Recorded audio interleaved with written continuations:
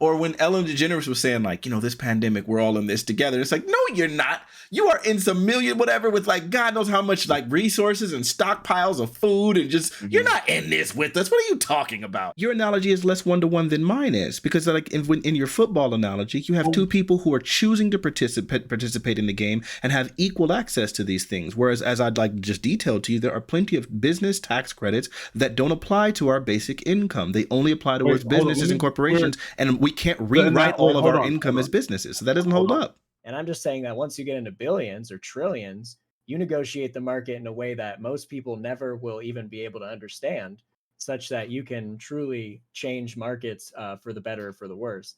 I'm not saying that that means you have this unbelievable burden that now you have to take care of our economy. I mean, now that it's over, we can kind of go in a little bit. I want to go in just a tiny bit. Again, I take back the idea that it was like predatory, right? Like I can't say for sure that that's predatory because that's hyperbolic. You don't know, right? Yeah, we can say what it seems. Yeah, manipulation. Yeah, any person, when you are 18, 19 or whatever, you're grown by age, but when it comes to your maturity, you have a heavy influence over the person when you are that much older than them. You have nothing in common. You have no life experience. So I am coming in this already with an upper hand, and I know that alone makes you prey to me. Now, I'm not saying that it's sexually predatory, but it's predatory just in the general consensus of I want to take advantage of you. I can't control anything else that's going around me in my 31-year-old life. So I want to come and try to control your 18-year-old life. I mean, I can't hear get over on these dudes my age, but let me try to, coochie whip you real fast and see what I can get out of you. Because you don't know. Are you saying it's predatory? Are you coming from that house? Yes. Yeah, she thinks it's predatory. I believe that, yes. Not allegedly, but you saying it is. Stamp it. That's what you're saying. No, allegedly. If she got with that boy 10 years ago and he was 19 and she was 31, sis preyed on him. That's not alleged. That is alleged though. You don't know her heart. The verbiage, they've been together how long? It's actually been like 4.5 years. They only started dating for the first 2 years and then they got married for the next 2. Okay. Yeah. So the alleged part of the other years where they knew each other. Yeah. If that were the case, then yes. And even now, she thought, and this is where that caveat comes, she thought that she was going to be able to, have her way. And pie ended up on her face. Mama, you sound like a different person, because during the podcast, it sounded like you were saying what he was doing was wrong, and now what you're saying, it kind of sounds like what he was doing was right. So no, what I did was hold both of them accountable. I don't like the sneakiness of what he did in his relationship, because what I'm saying is, regardless if he was preyed on or not, he had enough sense to say, "Mama, can you hold my da-da-da-da-da?" So he already knew off rip that this person wasn't the type of person that he could trust, but he did it anyway. And for her, she preyed on the younger dude.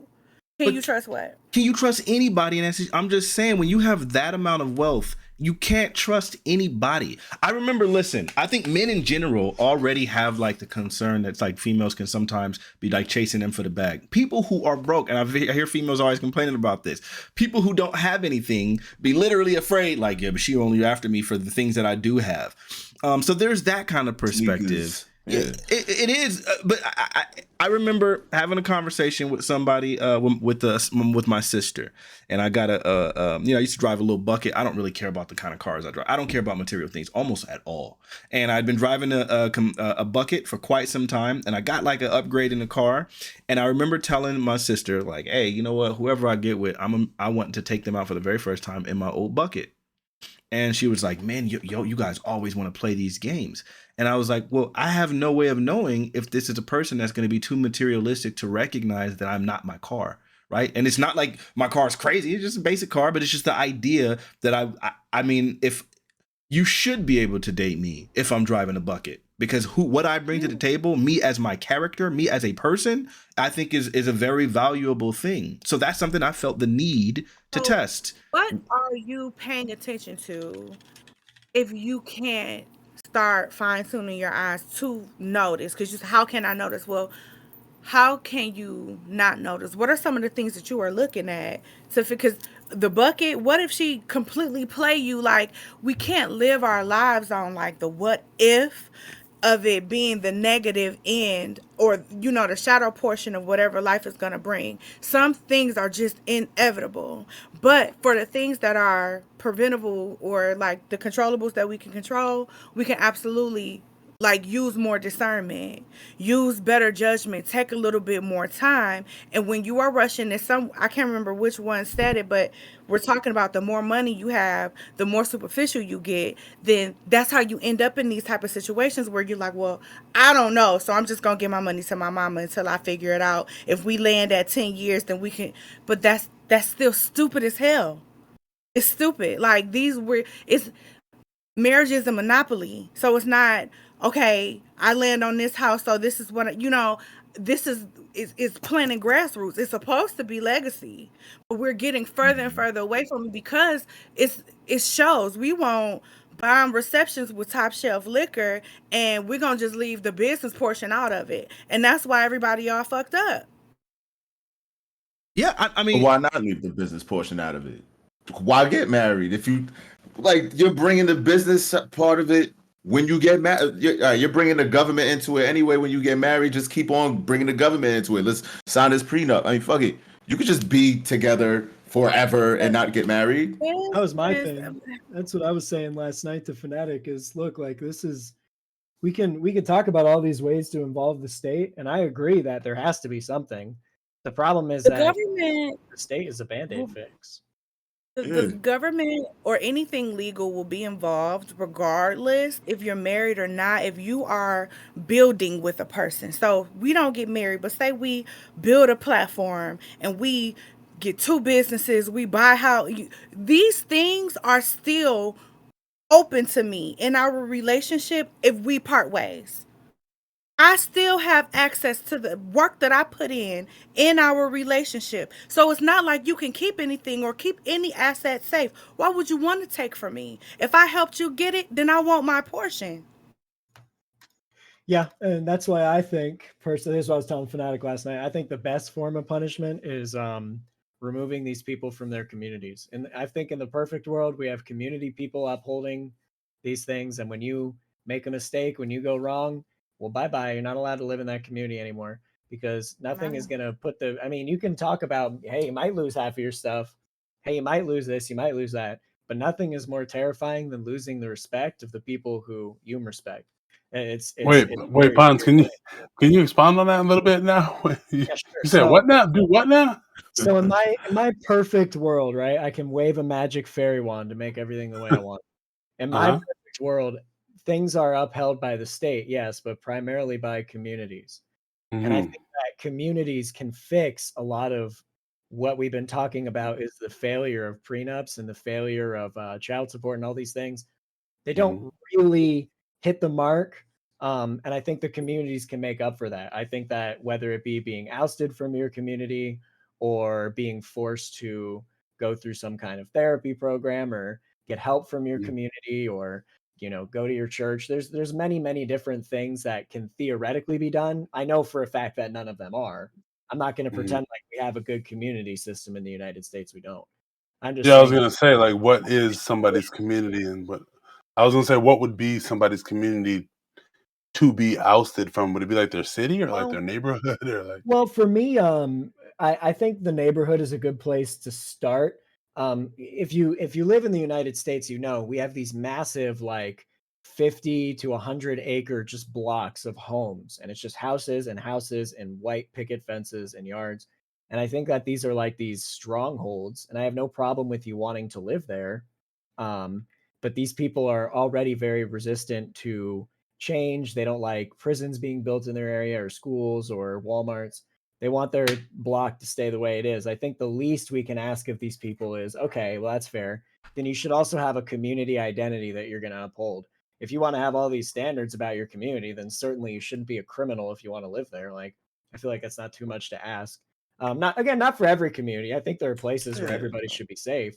But when we're talking about Hollywood, where these are people who want to come out every 3 months and make a stupid YouTube video about how we need to give our money, and they're sitting there in their ivory towers talking about how we're not doing enough and we need to go farther, I think that those people should put their money where their mouth is, and that they should be willing to lose their community if they want to, be out of wedlock or cheat on their wife or have a child and not tell anybody about it. Like, you're the people who should be moral above anybody else because you're sitting here preaching all day. Yeah. Y'all remember when that happened with Pharrell? When Pharrell was doing the he had it was so gross. He had made a post and he was just asking like, hey, can if only a few people just give X amount of money, then like da da da da da. And in the internet thread, it was just, I mean, like at least 400, 500 replies of just, nigga, you got the money. Like, why are you asking us? Like, why? Yeah. You would literally give less than 1% of your net worth, and you would give more than all of us combined can give. If you don't talk to some of your billionaire friends and ask, and I was just like, dang, and it was just such a bad look. But I get it. Like, there is like this idea of like, what do you mean? Or when Ellen DeGeneres was saying like, this pandemic, we're all in this together. It's like, no, you're not. You are in some million whatever with like God knows how much like resources and stockpiles of food and just you're not in this with us. What are you talking about? And she got like people came at them. So I do think I think the idea of like being preached at by these people in these positions, it's starting to rub people really, really wrong. And I can get where it's coming from. And again, I'm not against the idea of the preaching per se. Mm-hmm. I'm just saying if you're gonna preach, then surely you must have a pretty clean closet. Surely you're going to be one of in the upper echelons of our society. Yet if you go to Hollywood, these people are married for an average of 16 minutes and they have 17 children in 14 different countries that nobody's ever heard of. I mean, this is stuff that is very, very, very common. And they also want to preach that. And I'm just saying that I think it's okay to expect more of that community. And it's not just Hollywood too. The upper, the 50-acre blocks that I told you about. These are people who have the HOA and they're very, very proud of their communities and they don't want any homeless people on their corners and they want everything to be really tip top. Well, fine. Then you should have tip top morals as well. This country is supposedly founded on morals. That's what is supposed to set us apart. So I don't think there's anything wrong with expecting that from people. It almost seems like every topic that we're bringing up still kind of stems from character and integrity and the person you want to be and in life and all of that, because that all just stems on trying to be a good person or put your best foot forward, be your best you. Yeah. And I don't see a lot of people even thinking about that. And it's not even like we're saying be the best you, because I agree that's kind of what I'm preaching, but more than that, it's just like, don't be the worst possible you ever. Like, don't be the disgusting degenerate, only care about yourself, cutting people off while you're, skipping the red lights on the freeway. Like, I don't know, like these people are very, very selfish. And I just think we have to turn that around. To be fair, though, I think, everybody's got a different definition of what is right and what is wrong. And some people think that wealthy people are evil just inherently because of their wealth. Having wealth. How much wealth we talking? Any amount of wealth. Just to be really clear, I'm not talking about wealthy people. I'm talking about people who preach. I don't care if they. Well, sure. No, I'm not saying. I was just using that.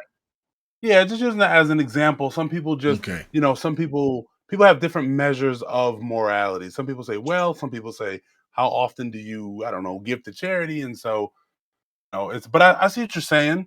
It's just hard to implement and measure of things like that. But what were you starting to get into, Fanatiq? Well, I was just gonna say, because look, bro, there's certain types of wealth. Okay, I think people having millions of dollars, of course, like you earn that, you working hard for that. I think that all makes sense in the world. When we start getting into $100 billion, that just does not make sense.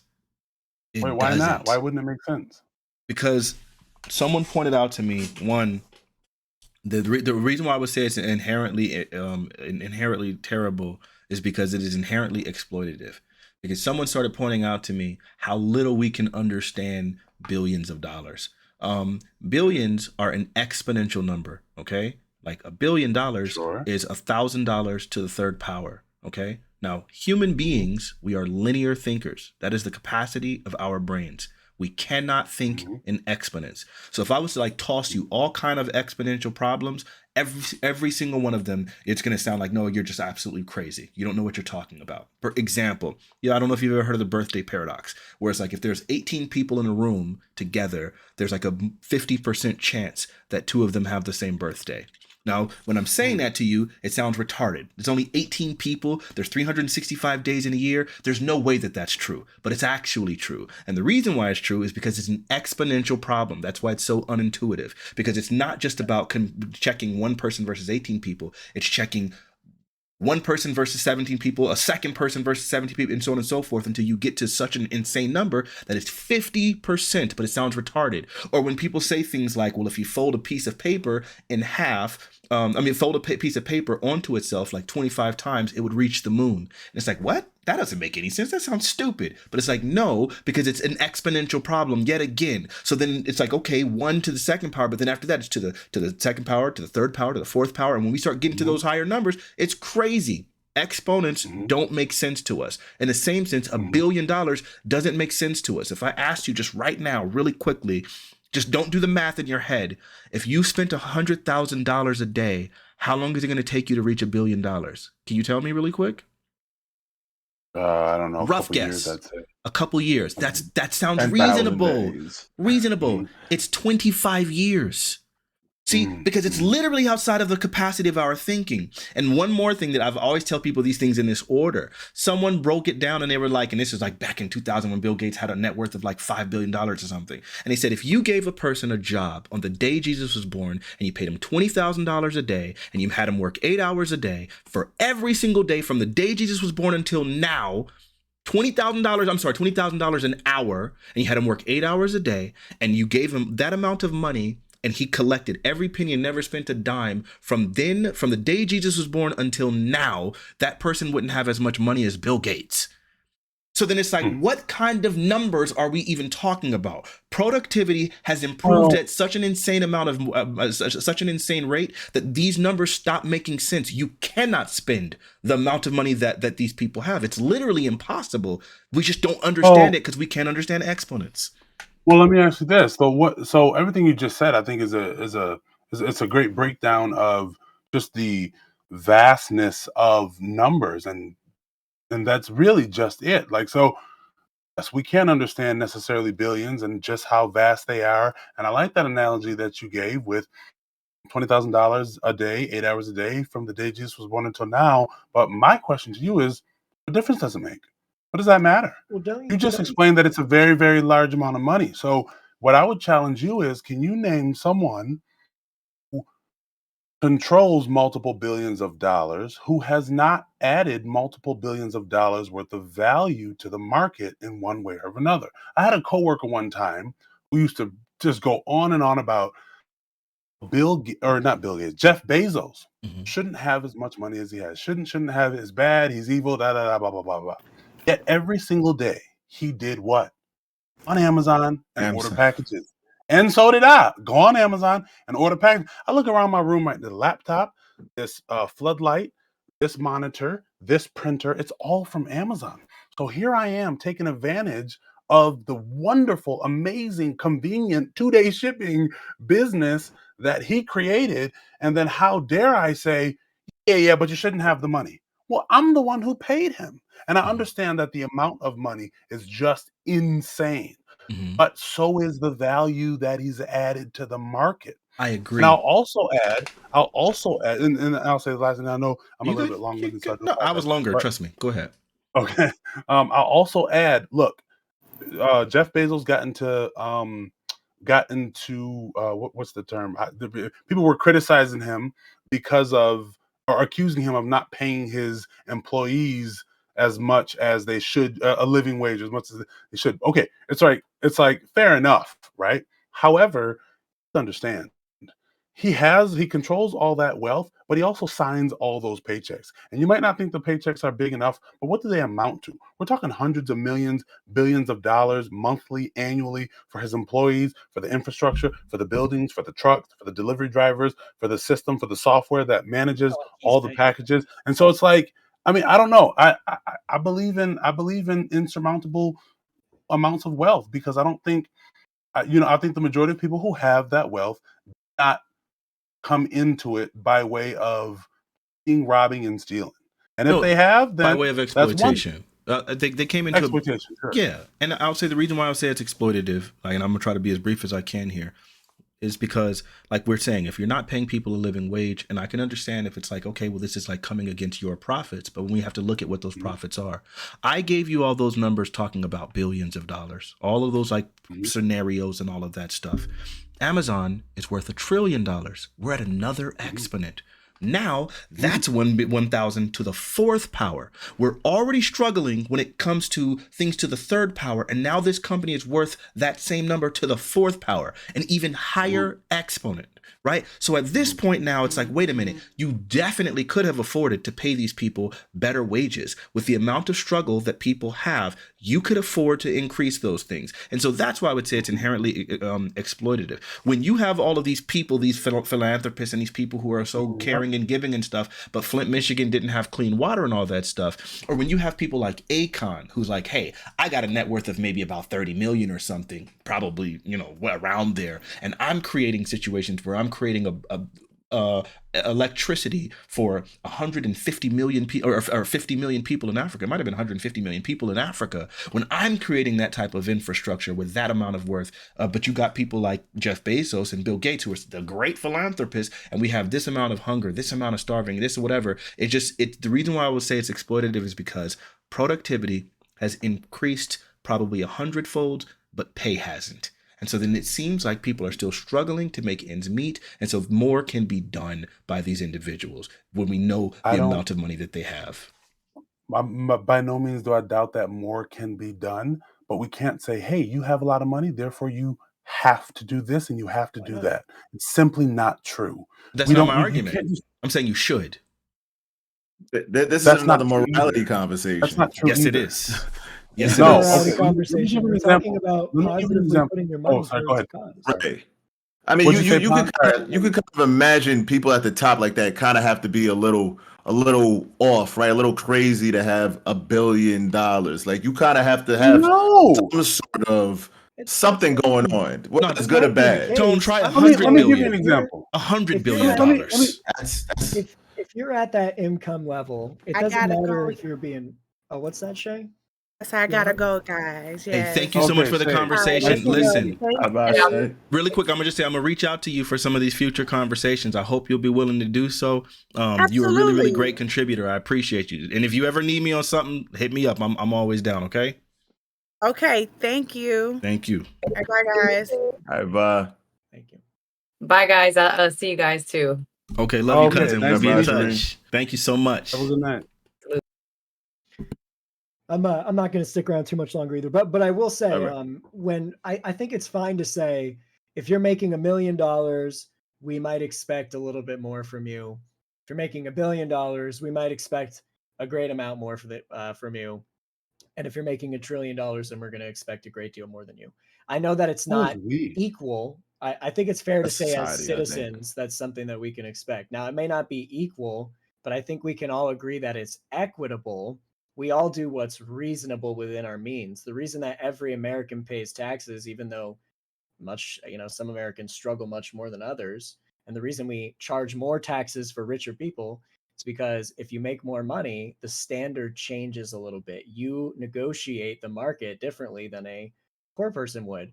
And I'm just saying that once you get into billions or trillions, you negotiate the market in a way that most people never will even be able to understand, such that you can truly change markets for the better or for the worse. I'm not saying that means you have this unbelievable burden that now you have to take care of our economy, but I think it's fair to say, like, okay, if you're going to have $1 trillion net worth and you have a company, you should probably pay your workers pretty well, because you're not struggling to the same level that we are. You're not bound by the economy you're kind of moving the economy in a way that like your average poor person could never do.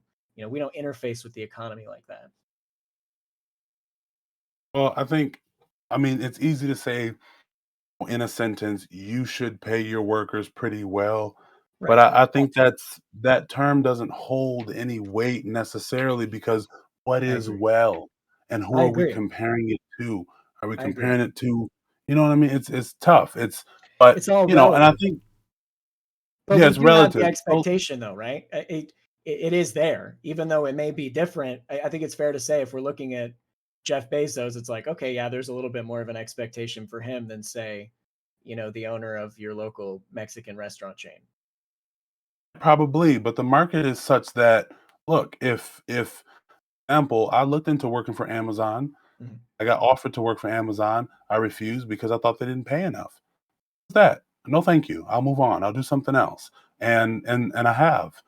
I do understand that not everybody's life circumstances are the same, but the market is such that, look, if Jeff Bezos wants to pay people, for example, $2 an hour, he's not going to have a line of employees willing to work for him. Okay. If he's going to pay people something that people feel is, I guess that's reasonable, he's going to have people working for him. Or if he's going to pay people extraordinarily well, he's going to have an everlasting, eternal line of people willing to work for him. So it's his choice Well, as to it's which direction he collapse the goes. market with supply and demand, But right? I Yep. think, yeah, but then when we start talking about exploitation, like, because like you're in the position, like probably with some of your life circumstances, like where you're able to deny that job. There are plenty of people who are not able to deny that job, and some of that's going to be the fault of their own. But the whole thing is just that the system has become significantly more exploitative.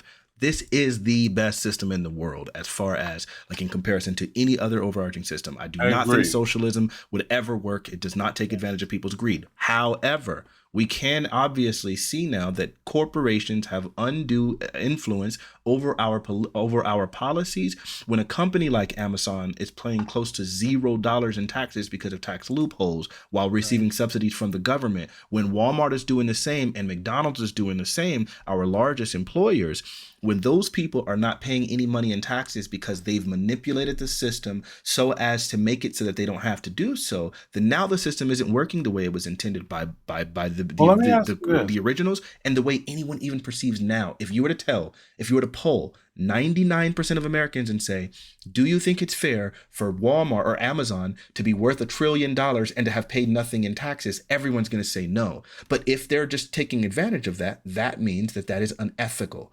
They know that they've manipulated the system. They know that it's working to their advantage, and they know that it's unfair to the people who are being exploited and are contributing as much towards it. Well, well, let me ask you this, because I mean, I understand what you're saying, and I'm tempted to agree with you. But let me ask you this: when a corporation receives a massive tax cut, what's the reason for that?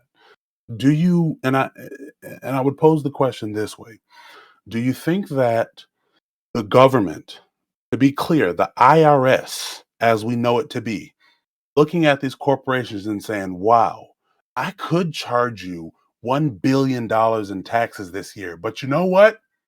You keep it. Enjoy. I'll do without.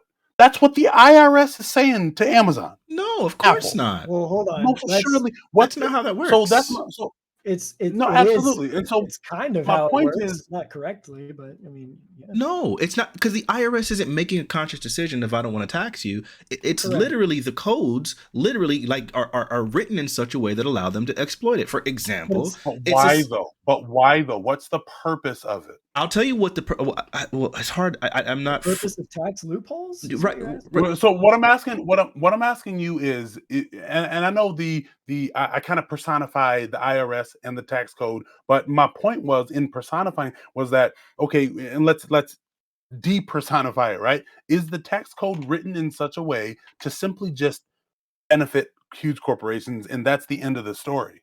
No, that's not the end of the story. It'd probably get a little bit more complex Okay. than that. For example, when you have with Trump, he didn't do a whole bunch, but when he did pass one of his like biggest pieces of legislation that he did, which was his tax codes, he literally went into the room with all those wealthy niggas and said to them, "You guys should all love me because I just made you guys all a lot richer." because he knew. Mhm. We all have known for God knows how long trickle-down economics has never been effective. Yet when the people who are in power have the influence, because lobbying does work, and they can go and pay these congressmen whose job is supposed to be to represent the people. But if my personal pocketbook is going to be enriched because I choose to not do anything about it, I'm wealthy, I'm good, you're going to continue to pay me more in order for me to just go ahead and turn a blind eye to this system that's not working for the people, then I'm going to do that. That's why it works the way it does. So when a company like Walmart can make all of that money, but can say, well, my headquarters is actually in the Cayman Island, and you guys don't tax the Cayman Islands. And so the Cayman Islands is charging the Walmart Corporation X amount of dollars. So now that can offset however much money it is that they actually made in revenue this year. So now at this point, they're actually in the hole. So now we don't owe any money. It's the same way that Hollywood does it with their movies. A person is charged with with producing a movie for Hollywood, not a person, a corporation is charged with producing a movie for Hollywood. That corporation now has a different company, like we'll say we'll make a movie, John Wick 5 Corporation. And John Wick 5 Corporation is going to charge whatever studio that's making John Wick 4, say Paramount. John Wick 5 Corporation will say, well, how much did it cost to make the movie? Or how much is the movie expected to make? Oh, it's expected to make I don't know, $750 million. Well, guess how much I'm going to charge you to make this movie? I'm the company that's charging you $750 million. So now you're in the hole for $750 million. If you make $750 million in profit, then at the end of the day, you broke even. No one has to be paid a red cent. That's Hollywood math. They're doing the exact same thing with corporations within our thing. So then at this point now you can say, you're making all of this money, but because of loopholes that allow you to be charged X amount of money, which should be fraud, but it's not because of the way the code works, you're not paying a red cent in taxes. Everyone knows if I, as a person making it have income, I have to pay taxes. When I go to make my purchases, I'm paying sales taxes. I can't avoid that. Tax codes are made to benefit the wealthy, and they have been taking advantage of it. And I understand that they didn't write the code per se, not each individual, but when it's engineered in this way, then it becomes immoral, because you know at the end of the day that what you're doing is exploiting the working class people. You're not paying your fair share in taxes, as they all are. When poor people in poverty, I'm sorry, I'll close it with this because I'm long-winded. You can go as long as you want. When people in poverty are paying more in taxes than the wealthiest individuals in the country, we understand that the system is not working ethically. Okay, so a couple things. One, when you mentioned a business being registered elsewhere, like the Cayman Islands, I think if for those who are taking advantage of that loophole specifically, I don't have much knowledge on, or I don't have much knowledge on taxes in general. But I think that's separate from a company who's based in America, We're who talking about essentially Walmart. has. That's Walmart. Well, not just Walmart. Well, I mean, no, we're Or not talking about Amazon, Walmart. We're right? talking about taxes. Yeah. So that Walmart's could doing be that though. Walmart. So, say it again. Walmart's doing that. A company Right. based in So America, but it's essentially, based in Cayman Islands. right. So, but my point is, I'm referring to countries that are corporations that are based in America that have presumably have a large tax debt in America, but then they figure out other loopholes within the tax code to offset that debt. So I think having your business being registered elsewhere is a slightly separate conversation than what I'm addressing. Wait, But I promise you, I just want to make sure you understand. What I'm describing is what the American corporations are doing. That is the loophole. It's to create a shell corporation in the Cayman Islands or elsewhere, so then that way they can charge you so you don't pay taxes. Well, yes, I believe certainly there are corporations doing that, but at the beginning of this conversation, I wasn't.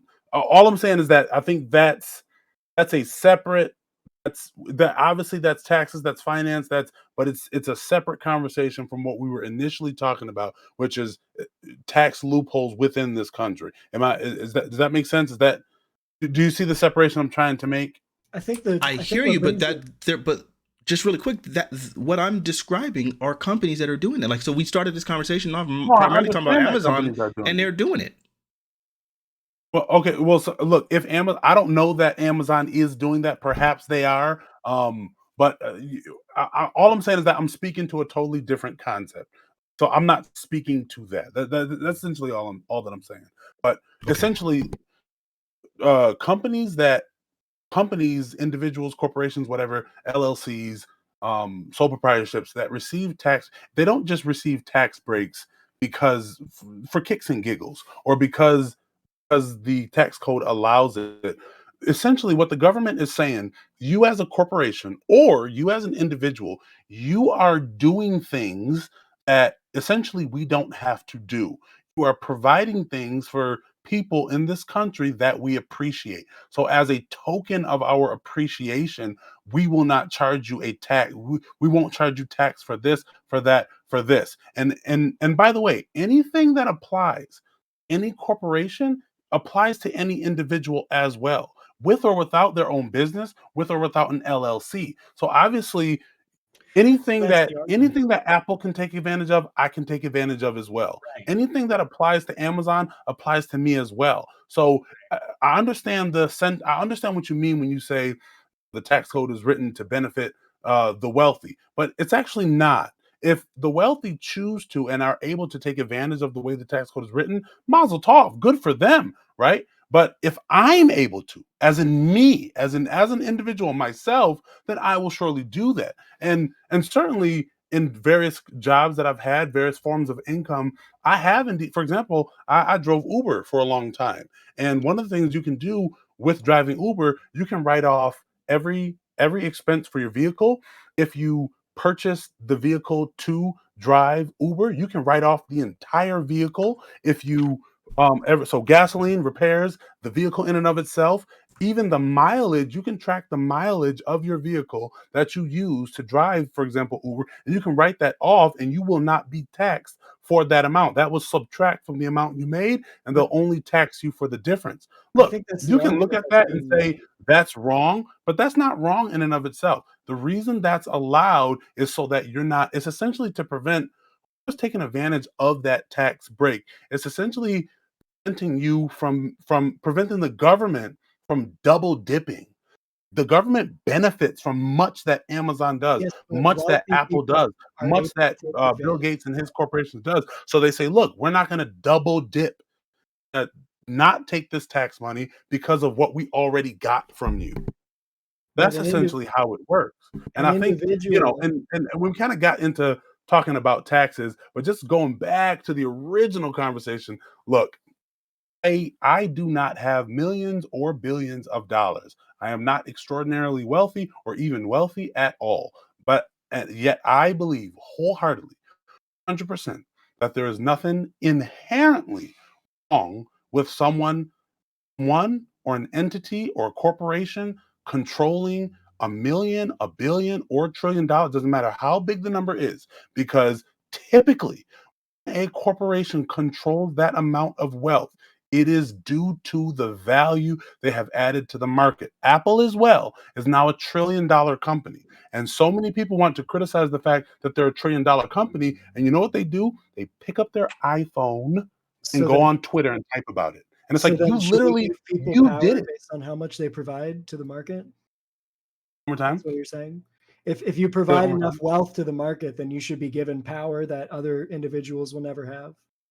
No, because the power is not given directly. The power comes by way of Sure it money. is. That's the way money works. The more money you Right. have, the more And power you have. that's the argument that Fanatiq has been making, and that I think I understand what he's saying, and I could be wrong, but I believe what he's saying is we have these people who are billionaires. They're using their businesses as an individual, so they're able to take advantages of all the tax breaks that an individual would be able to, but as a business, right? Because you can count your business as an individual. So they're taking all these things that were not originally intended for businesses, they were intended for individuals, and they're stretching it to their businesses, but not just on a small scale that would affect me, say maybe, $5 or $10,000. When it's 5 to 10% of their total net worth, we're talking about millions and millions of dollars being saved. And that wasn't originally intended for businesses. That was intended for individuals that businesses are now taking advantage of. Do you see how that could be a little bit unfair to people who have say any business? That's I mean, crazy. I gotta go, perhaps. guys. Oh yeah. Hey, Yo, yo, bro, Tone. nice to meet you, man. Hey, thank you so much for coming, bro. Yeah, We no might have some problem, more brother. contentious topics. I'm gonna reach out to you. You know what I'm saying? If I you like can that. make it, you can make it. If you can't, I just appreciate you for even being at this one. I like that Jonathan Majors thing. I got some shit to say about that. So holla at me. You'll be there then? Just let me know, man. Send me the info, bruh. We'll do 100% for sure. Appreciate Thanks, it. guys, for Sincerely. having me. It's nice to meet everybody. Absolutely. Talk to you All right, later, brother. guys. All right. Nico, you were responding to Pons. Yeah, I would say this. Look, if people, entities, businesses, LLCs, sole proprietors, if they take advantage of the tax code as it is written, in my personal opinion, doesn't matter how far or to what extent they're able to take advantage of it, it's not wrong, it's not immoral, it's not exploitative. And you can, because it's not, and I understand it's difficult because you know what, and the problem I have is this: someone were to take advantage of some sort of X loophole that allowed them to save $5,000, no one cares. So in Should we principle, though? you can't. Sorry. Should we? Should we care about that? And should we try to change these things if they're being taken Well, advantage of? that's what I'm alluding to. In principle, you can't say, well, that guy only saved 5,000, doesn't really compare to the guy who saved 5 million. Well, that's just scale. Scale, you can't, scale has no morality attached to it. One person has a larger business entity or amount of money that they're working with than the next guy. At the end of the day, if the tax code allows it and it's legal and you are abiding by the rules, money is a game. If you're abiding by the rules of the game set forth by the creator of the game, which is essentially the government in our country as it is set to date, then you should be allowed to take advantage to whatever extent you possibly can. Sure, but that's, if anything, that's kind of a, I don't want to say it's a weak answer, but I mean, I think of course we would say if that's what the laws say, you should be able to do what the laws say. Of course. I think Right. what we would say then is, well, we need to change these laws if you're able to take advantage of them at the highest level. And maybe it doesn't need to be a way that we change it to where we say, okay, if you make $1 million a year, now you can't use that loophole anymore. I agree with you that that might be a little bit overreaching for the government, but I think we Mm-hmm. can say that in any case, this loophole is not good. It's just that for lower class people, it's not going to affect any real amount of money that can really be tracked upon or cared about. Whereas for upper class people, it will. And then, of course, my best example of this is that the IRS right now has 4.7 million individual returns backlogged. That's because they're trying to deal with all of these things, all of these loopholes, all of these different things. The population keeps increasing. We Mm-hmm. have more and more wealthy people. I agree with everything that you're saying. We got to change these rules. These rules are not working. They're not.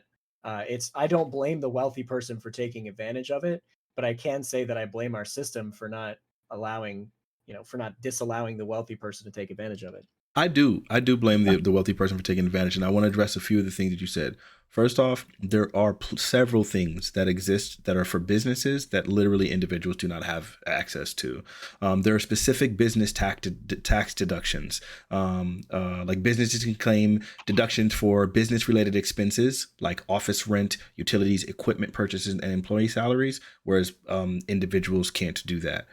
Individuals running a business can use their business to do that, but individuals cannot take advantage of that. Then by extension, you can take advantage because you can start a business. No. Okay, your average but person that's can't start a business. Right. I was gonna say your average person can't start a Your business. average person can start a I'm sorry. business. Plenty of people listen. If the average person is living, What do you mean afford to start? Okay, wait, hold on. I wanted to trust me. There wasn't just that single point. There were also other things like retirement plan contributions, which businesses have access to, like their 401k, like for 401k plans and things like that, which other people don't. Then there are specific tax credits that are only for businesses, right? Research and development tax credit, etc.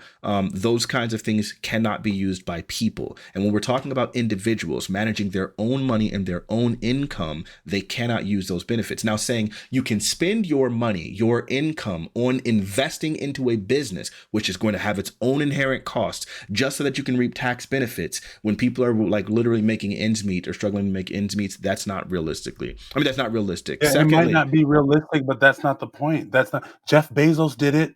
Okay, no, A baby all once. right. Was he So, not an infant once? wait, that was only Like one point. Bill Gates did it. That's only one point that you made. Then the second thing you were talking about double dipping, and that like the people not wanting Amazon and other people to double dip, or wanting people to the government to double dip. Well, then here's where those companies double dip on the government. You see, Walmart and McDonald's and companies like that, they employ people who are on the gains program. The country created the gains program, which basically says for people who are on welfare, if you need a job, we'll go ahead and give you a job at Walmart. I mean, I'm sorry, you need to get employed, and so like that you like start developing benefits and things like that while you're still receiving your welfare, right? And it's part of your training so that you can get better employment. Those people go on to work at Walmart. Walmart gets a subsidy from the government for employing people from the gains program. Sounds like a good deal to me. So it's like, wait, you're going to pay me money for employing these people who are on welfare. Walmart doesn't give them enough hours to actually be able to get benefits. So you're not getting 40 hours a week. You're not even getting enough money to make a living wage, and you're not even getting enough money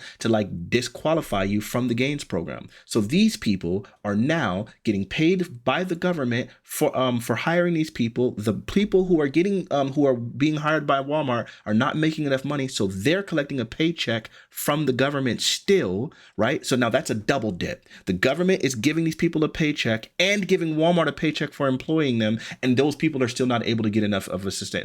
That sounds like a double dip by Walmart. It's not. It might not be a full double. Well, I don't know. I would say it's not, because the government's paying the people. You said no. The government's paying the people, and the government is paying Walmart. The government pays Walmart a subsidy for hiring someone from the gains program. Yes, but it's not a double dip. The employee is double dipping, if anybody, not the employer. Well, I mean, if you taking advantage of the program, it's the same thing with Section 8 housing for landlords and people who own property. You called it a double dip, but I will say that Walmart's like freedom from having to pay benefits to the people while still getting a subsidy from the government, that's what makes it feels like a double dip to me. But I guess maybe you can say that that's a bit of a stretch, but it seems like they're getting the benefit of a government subsidy while denying people a living wage and not having to give them any of those other things and all that stuff, which contributing to the problem. So man, okay, look, hold on. I don't want to get stuck on the terminology double dip. I'm just saying, that's an exploitation, if we will. Then let's get past the phrase double dip. Yeah,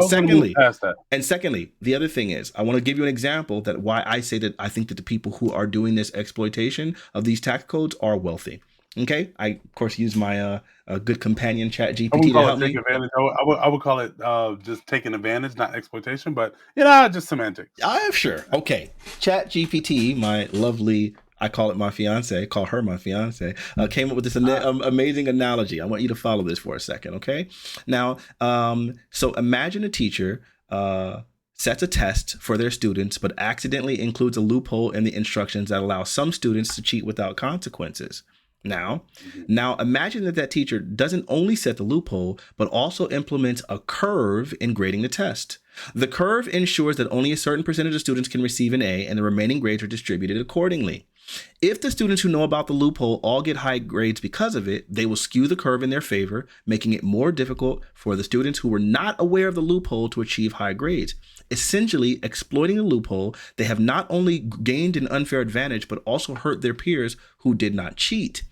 Similarly, if wealthy individuals use loopholes in their tax code to avoid paying their fair share of taxes, they're not only gaining an unfair advantage, but also hurting the larger society by not contributing their fair share of taxes. They are reducing the amount of funds available for public goods and services, such as healthcare, education, and infrastructure, which benefit everyone. Furthermore, when wealthy individuals avoid taxes, it often falls on the middle and lower class individuals to make up the differences through increased taxes or reduced services, further exacerbating economic inequalities. Thus, exploiting tax loopholes is not only an unfair advantage, but it also perpetuates inequality and can harm society as a whole. That's the analogy. So it's not just about the people who originally paid the people to change the loophole. It's the people who are taking advantage of it as well. Both are immoral. Shout out to ChatGPT. I take great issue with the analogy that you use. And the reason why is because you mentioned this test, and then you said accidentally included a way for students to cheat.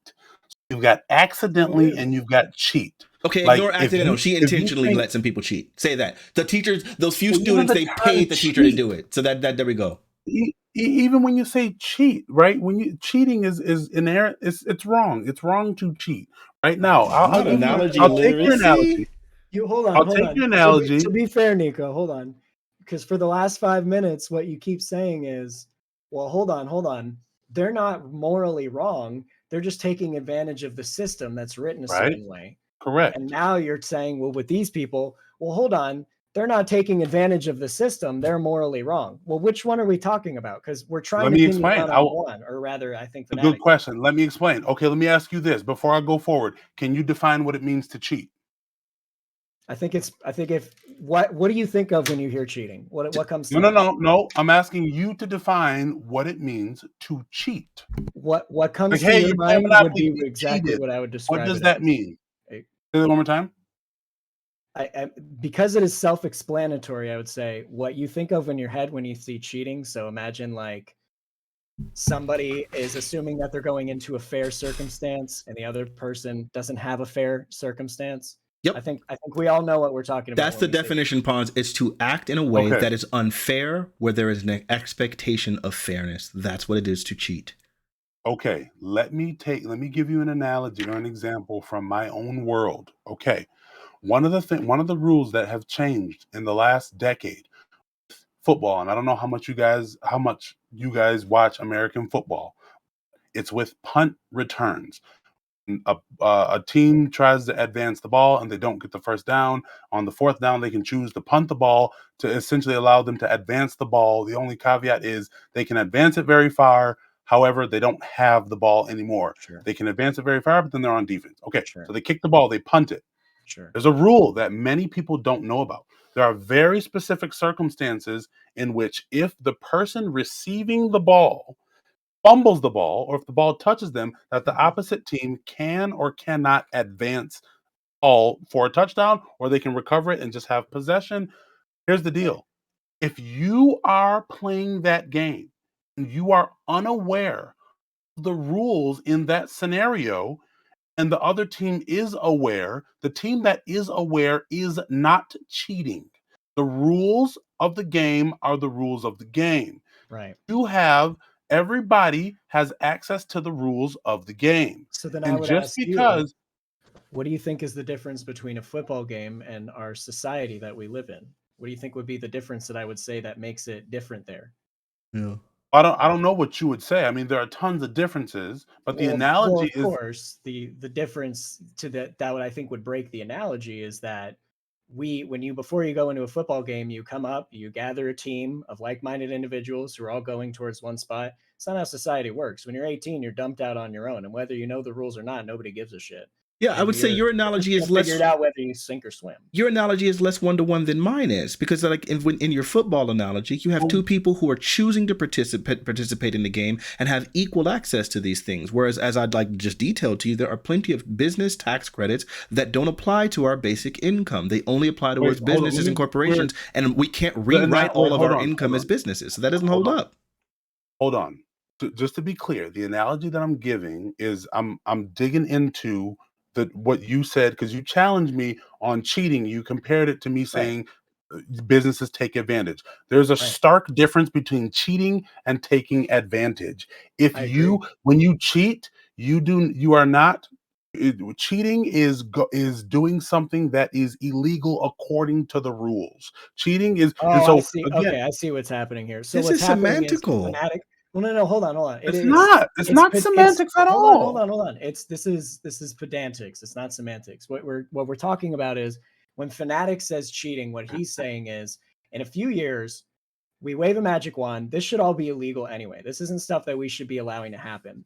The way things stand right now, the way things need to change, this is akin to cheating. What you're saying is, well, hold on. People are just taking advantage of the rules the way that they're written. This isn't cheating. This is taking advantage of the system. And in a way, you're both right. Like, I understand that what you're saying is it's not actually cheating because it's written within the rules. But what he's saying is the way that the rules are written are such that any person, just your average Joe who goes into the system, is not going to be able to interface with the system the way that a rich person would, such that it may as well be that they're cheating. If it's something that we would want to call cheating and make illegal going forward because it's too exploitative. That's why I keep saying don't focus on the word. Don't focus on the word. That's why I use the word exploitation several times. Even within the test analogy, you can just call them people who are exploiting. So the reason I dug into the word cheating is because of the analogy that you use. And I believe the analogy doesn't hold because the word cheating and because you said that the rule or these rules that the certain students are aware of was accidentally added into the test. What if it's That's the what I have to exact put. same analogy, but we use the word exploitation That's the instead? word in the analogy. The word says essentially by exploiting, not cheating the loophole, by exploiting the loophole, just like exploiting the taxes, right? Like that's the word that we've been using the entire time. It's been exploitation. I don't know. You read the analogy and you said accidentally and cheated, and so I called it out. I don't know what you like. Yes, we have used exploitation multiple times. Replace the word cheating with exploiting. Replace that. And so now listen. Let me explain why I called out the word cheating. No, but I get it. That's what I'm saying. I'm sorry. I misspoke. I own that. My fault. I'm sorry. I meant exploit. I didn't mean cheat. I meant exploit. So now that we're using the word exploit the loophole on the test and exploit the tax code, now how do you feel about the analogy now that we're not talking about cheating, we're talking about exploiting? So if the test is given and some students are aware of way to get a better grade. And what I was going to do, I was going to take your analogy and I was going to tweak it a little bit. Let's say the students are in a class, the teacher has the exam, all the students can take. Some percentage of the students had parents who took the very same class. Some percentage of the students had senior upperclassmen who took the same class. Say, hey, if you go on, there's a really good study guide. It doesn't give the answers to the test, doesn't give the questions. It's a really good study guide and it's really accurate. Okay. If those students have access to that study guide and they do really well, good for them. Great job. They won the game. You can't say they are then immoral compared to their other. But don't change the analogy. You came up with a different analogy. I'm giving a different analogy on purpose because your analogy doesn't hold. But is it exploitative? How is it not? Oh, okay. But exploitative by who? It doesn't matter. Is it exploitative by anyone to anyone in the analogy that was provided earlier? If you replace the word cheating with exploitation, does the analogy fit that there are people being exploited there and that will have an advantage over the other people? For the analogy that was given, yes, which is why I reject the analogy. It's a bad analogy.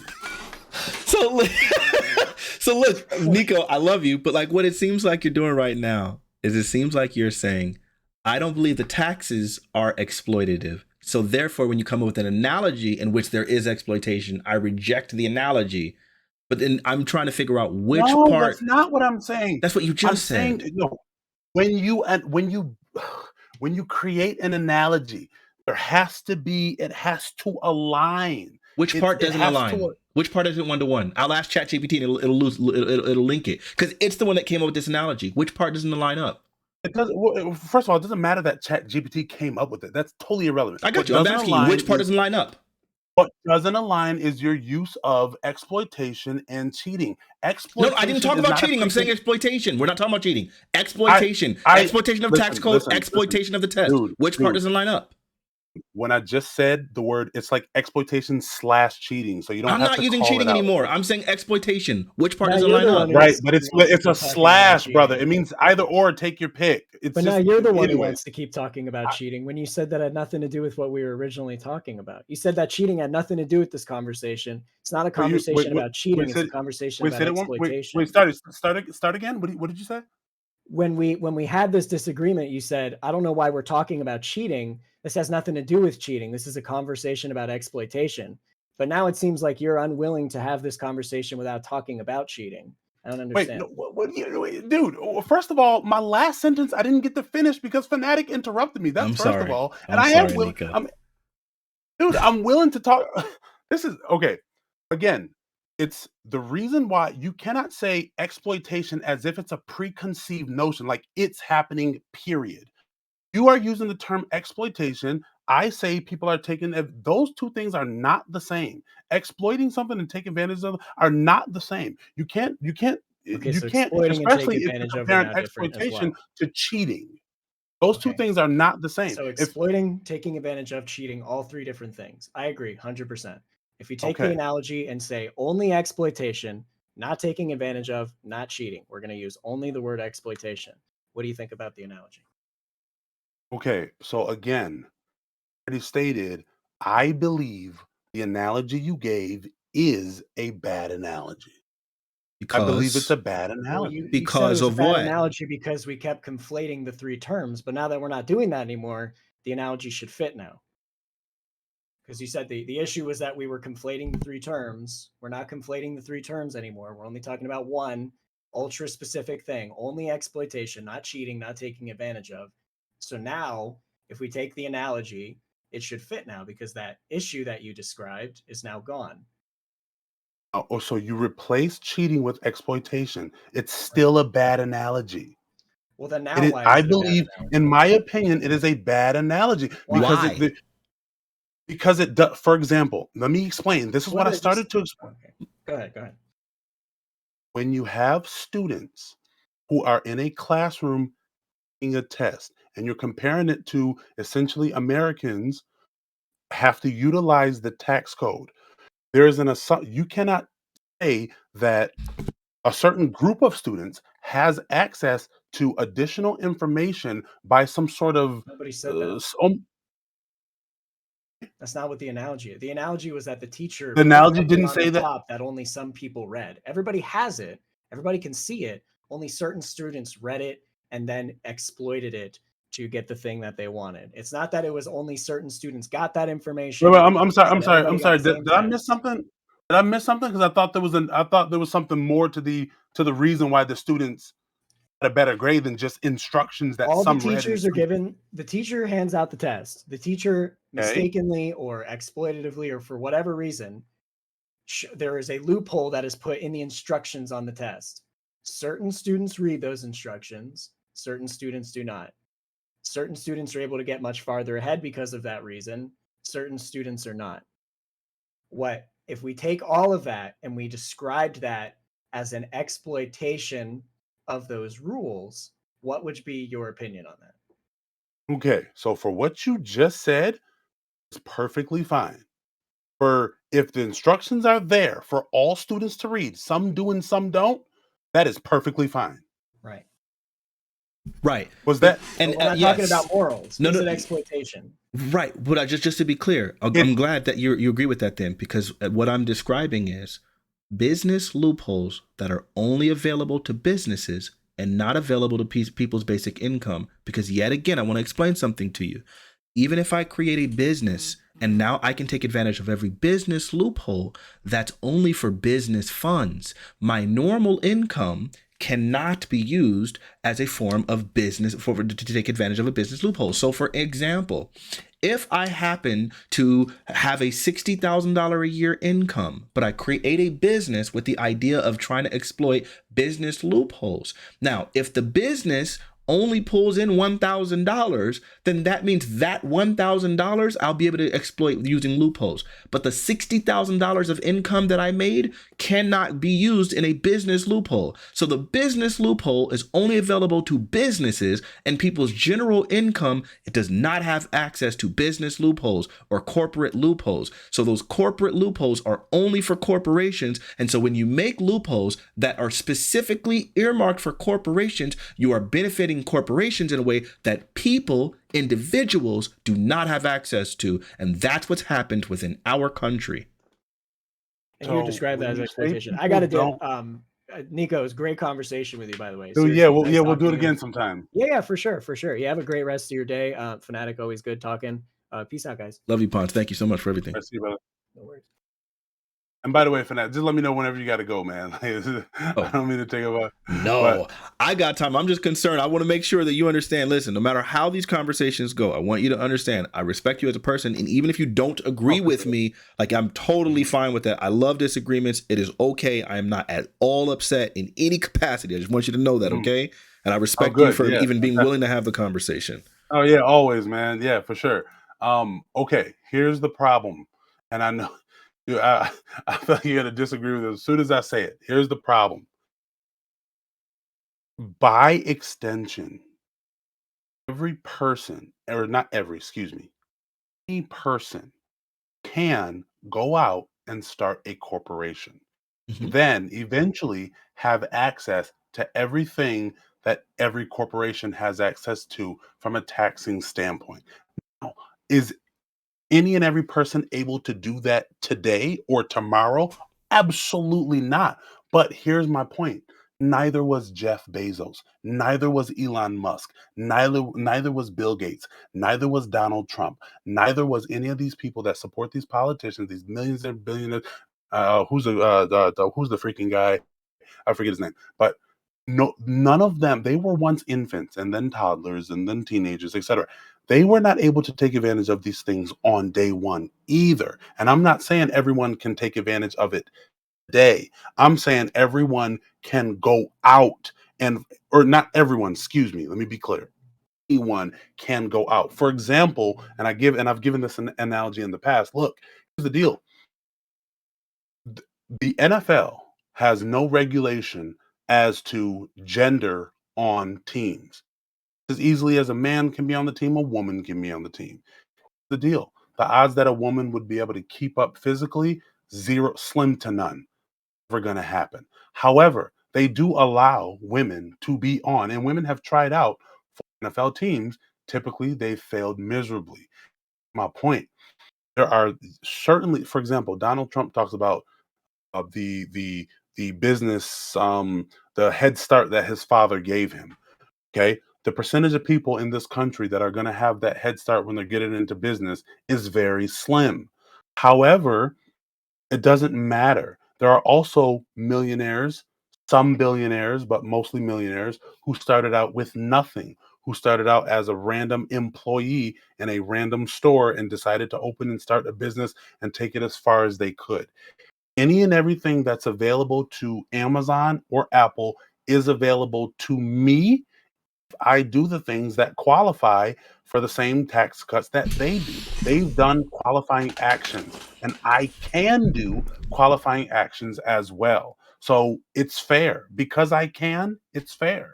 Okay, so And the odds are slim. I know that, but that doesn't matter. It's not that the odds are fair. It's not odds are slim. It's just we're talking about two different things. Because the thing that made us come into that thing was you were saying you have access to all of the tax credits and things like that Amazon does. And what I was saying is that Yes. you do not. If you created a corporation, your corporation would, but you as an individual do not. There are two different types of income. There are personal income, there is corporate income, there is business income, right? Oh, okay, and these are two different things. So hold on, just to be clear. So we're agreeing though. Okay, so wait, so if Amazon we're agreeing, so hold on. Then go ahead. I'm sorry. I was just gonna say Amazon didn't start itself. No, okay, no, that's not the point that I'm making. Because again, that's why this analogy held up so well. You're making. Well, I mean, if you do understand the point that I'm making, I don't understand how that's a valid interjection. Because what I'm saying is, I know that Amazon didn't say it. That's why I made the analogy I did earlier about the idea that maybe Amazon isn't the one that paid the senators to create to approve of the tax code which benefited them. They didn't do that. Corporations rigged that system prior to Amazon's existence. But what I'm saying is Amazon is exploiting those tax codes to their benefits to the detriment of the rest of society. I think to the detriment of society, that's relative. That's an opinion. I don't agree with that. I don't accept or agree with that at all. But the reason I interjected and said Amazon didn't start itself is because I understand that. Let me give you an example. Okay, I'll give you an example. It is against NFL regulations to draft a high school graduate into the NFL. It's against regulations. They have to be at least 3 years removed. Essentially, what I'm saying is I'm looking at a high schooler and I'm saying, can go to the NFL. You're looking at the kid and saying, no, he can't because he's not 3 years removed yet. You see how it's similar? What I'm saying, it's like, yes, I as an individual have access to the same tax breaks that Amazon does as a corporation. Because I can start a corporation and get the same thing that they get, by extension, I do. Similarly, a high school graduate, no, they cannot get drafted into the NFL, but can because they can go to college now and then become eligible to be drafted into the NBA. So it's like into the NFL. So because they can take the interim step and then make themselves draft eligible, then they, even though they're in high school now, they're still eligible to eventually be drafted. That's what I'm saying. All right. I hear what you're saying. Just to make sure that we're crystal clear, it sounds like what you're describing is that in time, with an unknown amount of time, a person can create a corporation that will have access to the same exact benefits of Amazon, right? Correct. Okay. And what I'm saying, and I'm hearing you, and I agree with that statement. What I'm saying is that personal income, personal assets, never will ever have the same benefits as Amazon's corporate benefits. And that personal income, right? So then that means for laborers will never be able to exploit the corporate income that Amazon can. And you had earlier made the statement that we have every access to all of the things that corporations do. And what we were talking about was income taxes.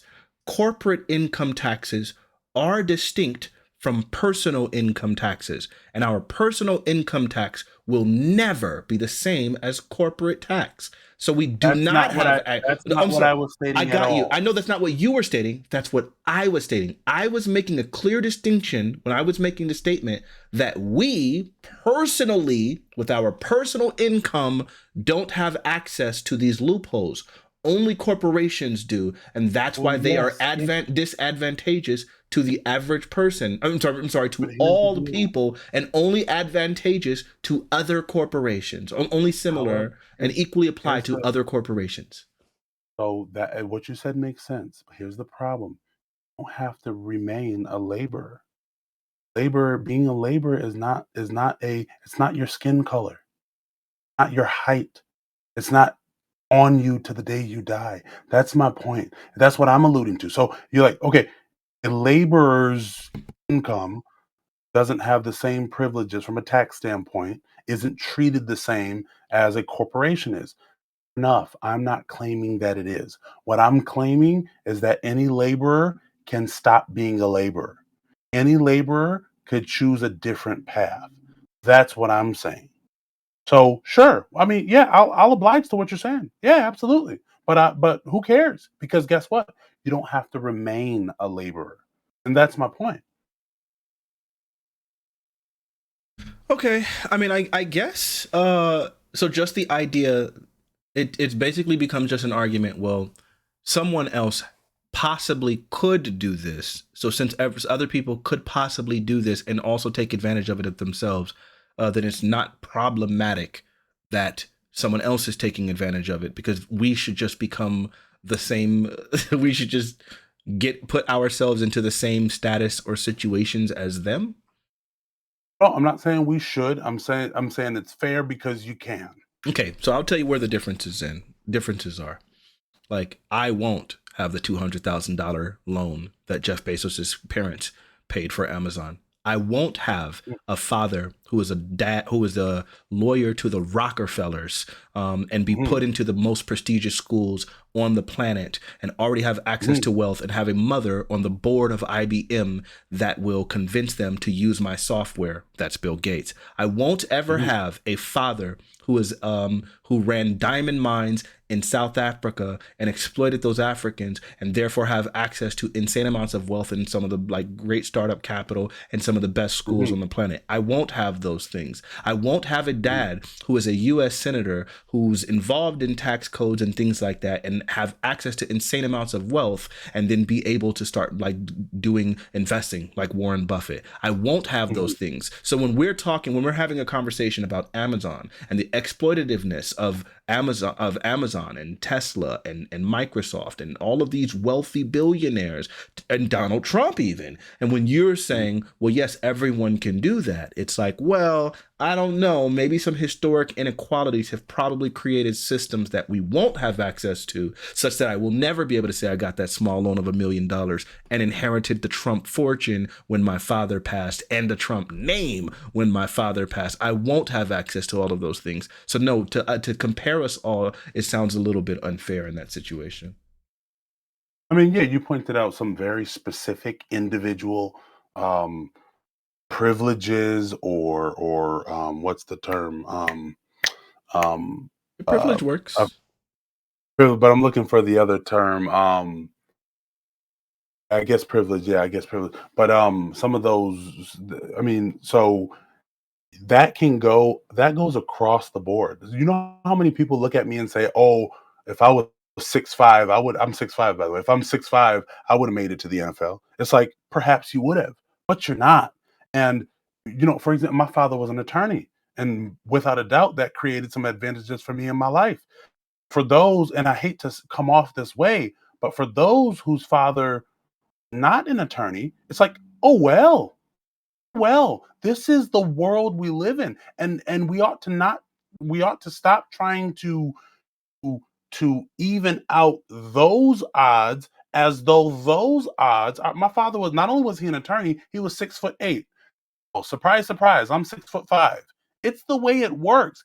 But I'll give you a different, and not to to talk about my father's business, but he passed away in 2013 and left me a grand total of $0.00. And so it's like, pick your poison. Which one do you want? Do you want the height? Do you want the ability to speak well? Do you want the ability to think critically that he passed along to you by way of his, attorney skills and knowledge? Pick your poison. Which one do you want? And it's like, look, people will never be equal in every way on this planet. Absolutely not. Sure.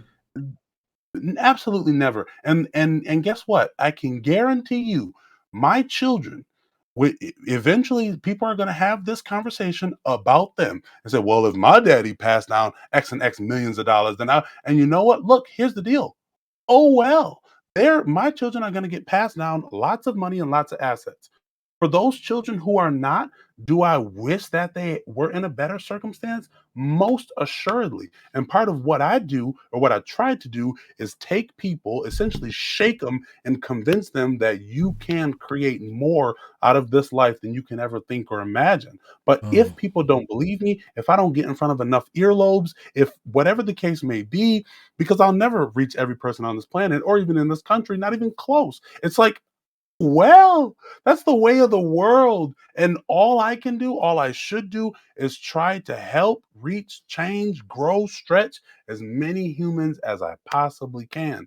And also, I know you're a Bible believing man. The Bible says, a righteous man will leave an inheritance for his children's children. And that's what I plan to do, both internal inheritance and fiscal inheritance. But those who don't do that for their children, it's like their children just got to figure it out. Just like I had to figure out certain things, like navigating a father who passes away in 2013, that some people don't have to navigate because their father's still living.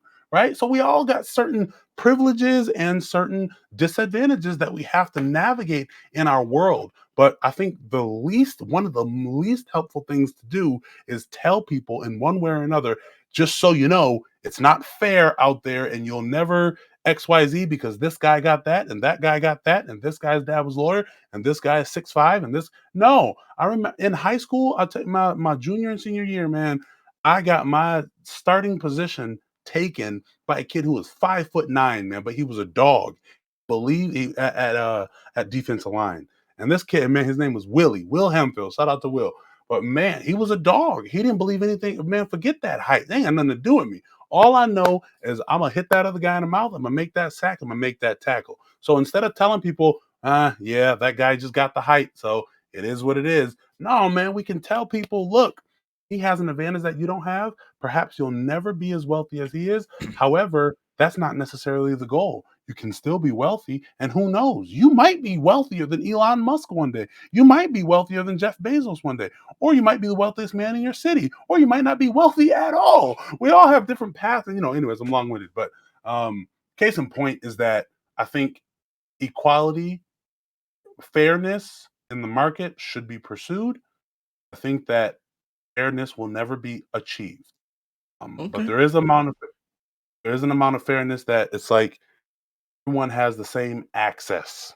Well, then listen, I guess maybe we got lost in the weeds because I think we kind of agree about a lot. Because I think what I thought we were arguing about was me arguing that the system wasn't fair. And it sounds like now you've moved to the kind of the position of, so we know the system isn't fair, so what? Which I'm okay with. As long as we were both understanding that the system isn't fair, then that's fine. Now, if we want to get into broader prescriptions about what people should do and about how people should try to live their lives and whether or not they should pursue like opportunities and wealth and growth and benefits for themselves, of course, I'm going to always argue, yeah, do that.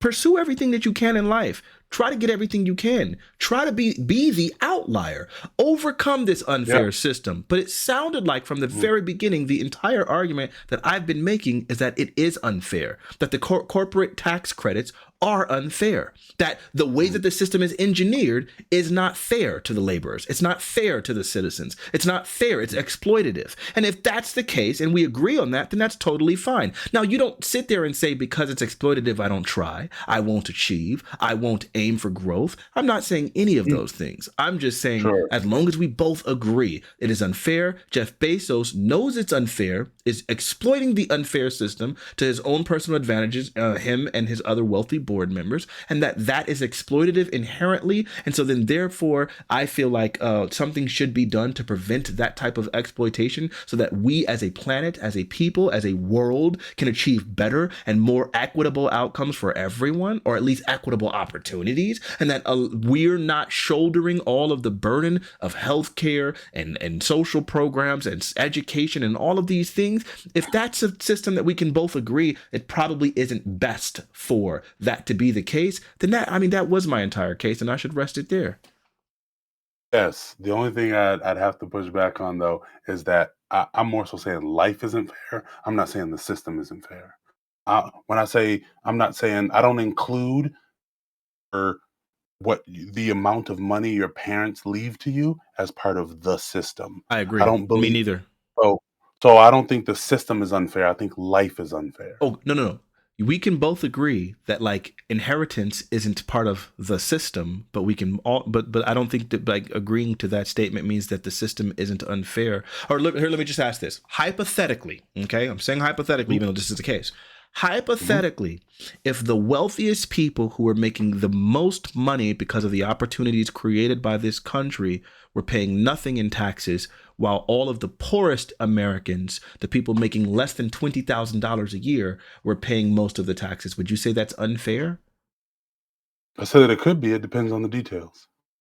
What detail would you? What specificity would you need in order to determine that? I'd need to know why that's the case. Let's I say need to know if the people who make 20,000 and pay 20,000 taxes for laborer, if they have the opportunity to jump into the other group. Let's say if the reason for this is that the people who had the money, who are making all of the money, the wealthy individuals, paid the people in power, the legislators, to make it so that they didn't have to pay taxes, which in turn made them have to extract more in taxes from the poor people because they still needed to pay for these services, but they weren't going to be able to get it from the wealthy. Then would it be unfair, hypothetically? That sounds unfair, certainly, but the devil's in the details. I got you. All right. Well, maybe one of these days we'll go ahead and explore those details, because that is the American system as it is now. That is what the system is, and that's why I say it's unfair. I think there are components to what you said that are accurate, but certainly not totally. Okay. But good, but very good. Components. I'll give you components. Okay. Dang, man, this is a great conversation.